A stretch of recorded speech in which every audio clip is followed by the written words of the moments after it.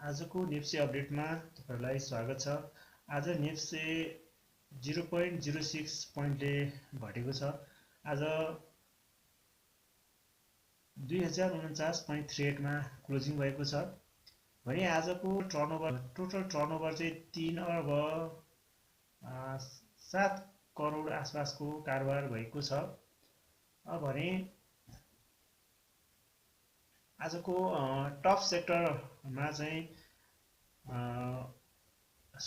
आजको सेक्टरमा banking sector घटेको छ।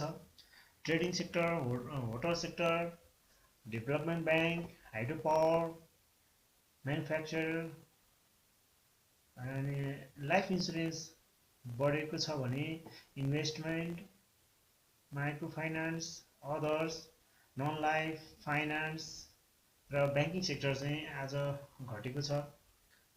भने आजको टप इन्ट्राडे गेनरमा चाहिँ आज जोशी, अपर, रावा,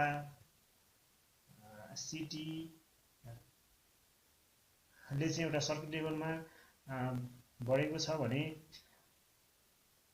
अरु city, SPC, PPL, NB, NABBC, LEC चाहिँ पनि एकदमै बढेको छ। टप गेनरमा आज रावा, अपर, जोशी रहेको छ, एसपीसी रहेको छ भने आजको टप लुजरमा चाहिँ एमईएल, एचईआईपी, एएचपीसी, एनआईएमबीपी, पीओ चाहिँ आजको टप लुजर रहेको छ। भने आजको हाई बिटामा चाहिँ आज एमएसएलबी, ऊर्जा, एमएमएफडीबी, सीएलबीएसएल, एफएमडीबीएल चाहिँ आजको टप बिटामा परेको छ। यिनीहरू चाहिँ एउटा इन्ट्रा ट्रेडिङ गर्न योग्य एउटा स्टकहरुमा पर्छ भने आजको लो बिटाहरुमा चाहिँ रुरु, पीसीबीआर, इएनएल, नबिल, यिनीहरू चाहिँ लो बिटामा छ। यिनीहरू चाहिँ ट्रेडिङ गर्नलाई चाहिँ एउटा लङ टर्म इन्भेस्टमेन्ट गर्न ठिक छ, तर सर्ट टर्मको लागि चाहिँ यो त्यति उपयुक्त हुँदैन भन्ने यसले जनाउँदछ। भने आजको टप ब्रोकरमा आज 58 नम्बर ब्रोकर चाहिँ एउटा टप ब्रोकरमा परेको छ भने 34, 45, 39, 49, 8, 44 यिनी ब्रोकरहरु चाहिँ एउटा टप ब्रोकरमा परेको छ कारोबारमा चाहिँ। भने यो सेल्समा पनि र पर्चेजमा पनि यिनीहरू चाहिँ एउटा टपमा परेको छ। भने अब हामीले आजको नेप्सेलाई चाहिँ चार्टबाट हेर्छौं भने आज चाहिँ एउटा डोजी बनेको छ, बुलिश डोजी बनेको छ। यो जुन क्यान्डल अनुसार अघिल्लो दिनको एउटा बेयरिश क्यान्डल छ, त्यसपछि एउटा डोजी बनेको छ। यसलाई चाहिँ हामीले बुलिश डोजी रूपमा लिन सक्छौं। अब चाहिँ एउटा मार्केट एउटा बाउन्स ब्याक हुन खोजेको जस्तो हामीले बुझ्न सक्छौं, किनकि अब यो घट्न मानिरहेको छैन। यसले चाहिँ अब एउटा लगानीकर्ताहरू चाहिँ फेरि अब घट्दैन भनेर लगानी गर्न आएको हामीले दिन सक्छौं, किनकि यो तल चाहिँ एउटा सेलिङ प्रेसर र बाइङ प्रेसर चाहिँ एउटा दुईटै एउटा उसमा आएको छ। भने अब हामीले आजको एउटा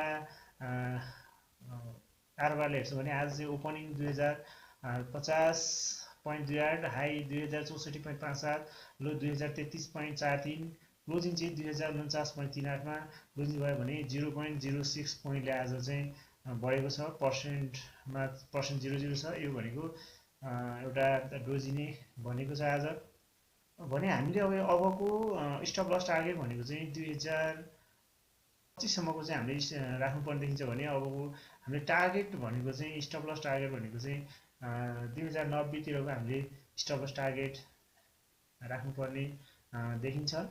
भने अब हामीले भोल्युम हेर्छौं भने आज भोल्युम हिजोको एभरेजमै छ, बराबर जस्तो भोल्युम आएको छ। भोल्युम त्यति धेरै आउन सकेको चाहिँ छैन। आरएसआई हेर्छौं भने आरएसआई ले चाहिँ अलिकति साइडवेज देखाइरहेको छ भने एमएसिडी ले चाहिँ सेल सिग्नल दिइसकेको छ। रेड हिस्टोग्राम पनि बनेको छ। यसले चाहिँ अलिकति नेगेटिभ हुन खोजिरहेको छ, करेक्सनमा जान्छ भन्ने कुरो चाहिँ यसले देखाइरहेको छ। भने बोलिन्जर ब्यान्डमा हेर्छौं भने बोलिन्जर ब्यान्डमा यो मिडल ब्यान्ड, लोअर ब्यान्ड र मिडल ब्यान्डमा सपोर्ट लिएर फेरि तल फर्केको छ। यसलाई जबसम्म मिडल ब्यान्ड क्रस गरेर माथि जाँदैन तबसम्म हामी चाहिँ अलिकति यसलाई पोजिटिभ रूपमा लिन सक्दैनौँ। तैपनि यो एउटा पोजिटिभ हुँदै गइरहेको चाहिँ हामीले देख्न सक्छौँ। भने अब 1 आवर टाइम फ्रेममा हेर्छौँ भने आजको निम्सेलाई 1 आवर टाइम फ्रेम हेर्दा सुरुमा एउटा सेलिङ प्रेसर आएको थियो, पछि बाइङ प्रेसर आएको छ र लास्टमा एउटा ह्याङ्गिङ लाइन बनेको छ, पोजिटिभ ह्याङ्गिङ लाइन बनेको छ। यसले चाहिँ अलिकति बााउन्स ब्याक हुन खोजेको हो कि लगानी गर्दा फेरि अब चाहिँ घट्दैन यहाँभन्दा तल जाँदैन भनेर फेरि लगानीको लागि आएको जस्तो हामीले यहाँ देख्छौँ र भोलुम पनि लास्टमा आएको छ र लास्टमा चाहिँ बुलिस क्यान्डल बनेको छ। भने आरएसआईले पनि अप देखाउन खोजिराखेको छ, पोजिटिभ हुन खोजेको जस्तो देखिन्छ। भने एमएसिडीमा चाहिँ हिस्टोग्रामहरू अलिकति पोजिटिभ हुन खोजेको छ तर यसले 22 मिनट चाहिँ दिइसकेको छैन, यसले चाहिँ अलिकति नेगेटिभ हुनसक्छ भनेर हामी बुझ्न सक्छौँ। साथीहरू, तपाईँले मेरो च्यानललाई अझै पनि सब्सक्राइब गर्नुभएको छैन भने तपाईँहरू नयाँ हुनुहुन्छ भने च्यानललाई सब्सक्राइब गरिराख्नुहोला। म तपाईँहरू माझ फेरि पनि डेली अपडेटहरू र नयाँ नयाँ इन्फर्मेसनहरू लिएर आइरहनेछु। यति दिनसम्म भिडियो साथ दिनु तपाईँहरूलाई धेरै धेरै धन्यवाद।